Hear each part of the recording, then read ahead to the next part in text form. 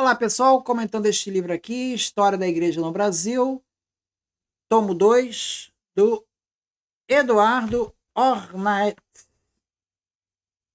Rolando Aze, Klaus Grip e Benno Brod, publicado ali pela Vozes, 1983. Então, História da Igreja no Brasil, falando ainda sobre o papel da igreja nesse projeto de colonização. Ali na página 32, ele vai falar assim, vai falar sobre as conquistas de Portugal ali na África, né, em Açores, Carlos Bojador, Gâmbia, Cabo Verde. E ele diz assim: por meio desses sucessos, chegaram aos portos do reino, lá em Lisboa, preciosas mercadorias, nunca dantes vistas, ouro, marfim, tintas, pimenta, açúcar e, finalmente, em 1441, escravos africanos, chegando lá em Lisboa. A expedição de Lanzarote trouxe para Portugal, em 1443, nada menos que 245 escravos, aos quais 46 foram dados ao infante, que prontamente os ofertou à Igreja de Lagos. Então veja, 1443. Portugal vai à África e começa a capturar os primeiros escravos. Quem recebeu esses escravos foi a Igreja de Lagos. 46 dos 245. Ela ficou com 46 escravos.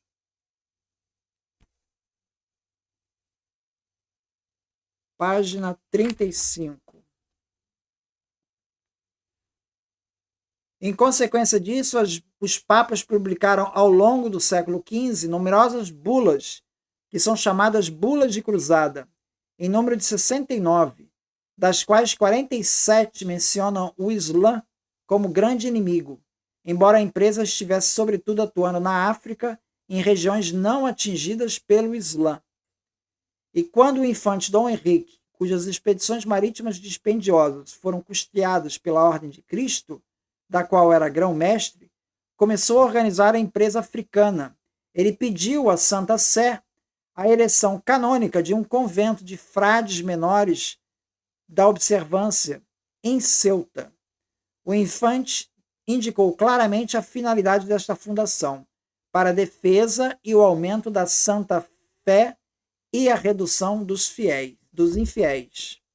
O engajamento da missão no esquema colonial fica claramente provado com este texto. Esse caso é típico e significativo de toda a evolução da vida missionária do Império Português, especialmente no Brasil, e dá novo impulso à instituição do padroado, que recua na Europa e se desenvolve na América. Do ano 1442 em diante, o direito de padroado significa direito de conquista. Eis o sentido das bulas pontifícias. Portugal é o senhor dos mares, nunca dantes navegados, organizador da igreja, em termos de conquista e redução, planificador da união entre missão e colonização. Então a gente tem que entender o projeto de colonização de Portugal no Brasil como tendo como eixo, um dos eixos centrais é o papel da igreja nesse projeto.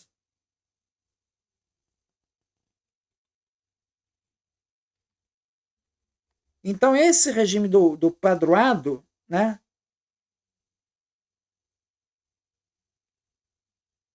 ele trouxe consequências. Né? Nenhum clérigo podia partir de Portugal para o Brasil sem autorização explícita do rei. Então, estamos falando do Brasil colônia nisso. Né? Então, nenhum clérigo partia de Portugal para o Brasil sem autorização explícita do rei. Os bispos não podiam corresponder-se diretamente com Roma e só podiam encontrar-se com o Papa por ocasião da visita ad limina. Ora, por causa da distância e dos custos, essa viagem tornou-se impraticável. Não houve comunicação entre Roma e a Igreja do Brasil durante o primeiro período colonial. Esses numerosos arranjos que resultaram no que nós hoje chamamos de padroado conseguiram instrumentalizar a Igreja Católica no Brasil.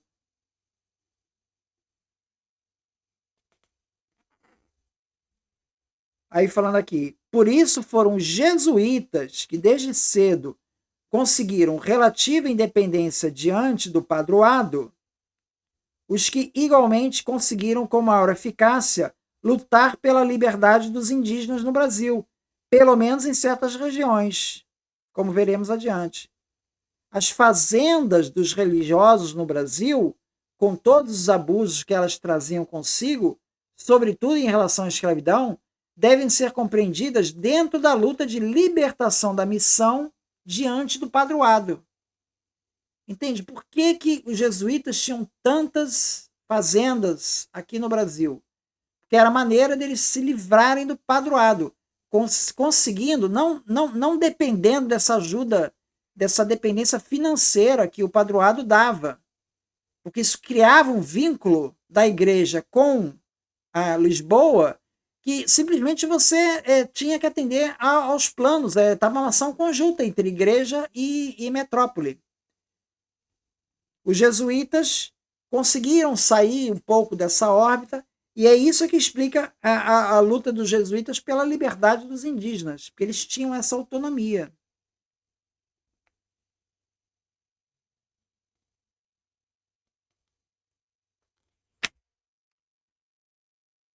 Outro aspecto dessa instrumentalização da igreja, o verdadeiro chefe da igreja e, por conseguinte, da missão, era o rei e não o papa.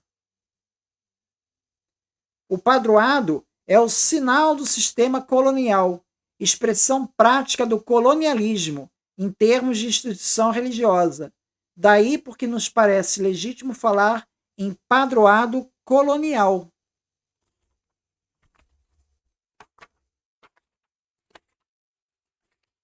Na página 57, já falando de Joaquim Nabuco, veja, Joaquim Nabuco, abolicionista, já estamos lá no século XIX, tá?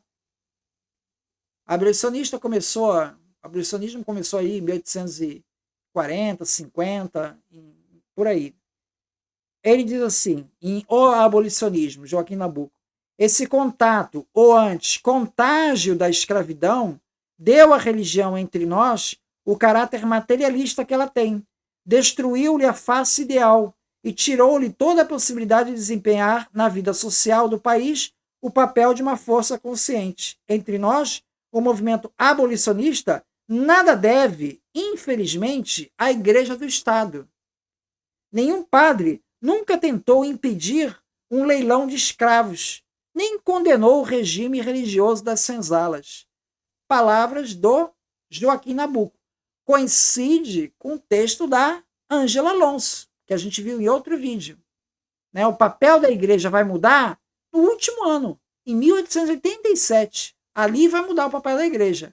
Mas antes, ela está junto no projeto de escravização, onde a escravização é um elemento central do sistema brasileiro, não está questionando isso.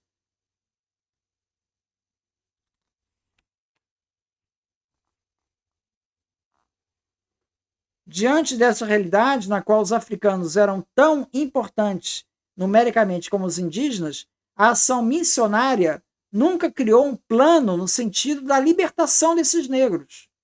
A evangelização dos africanos era concebida dentro dos quadros da família patriarcal escravocrata, isto é, dentro do postulado da escravidão. Ou seja, você vai ter um plano de evangelização para o engenho, lá para a família lá do senhor do engenho. Os escravos podem participar como escravos.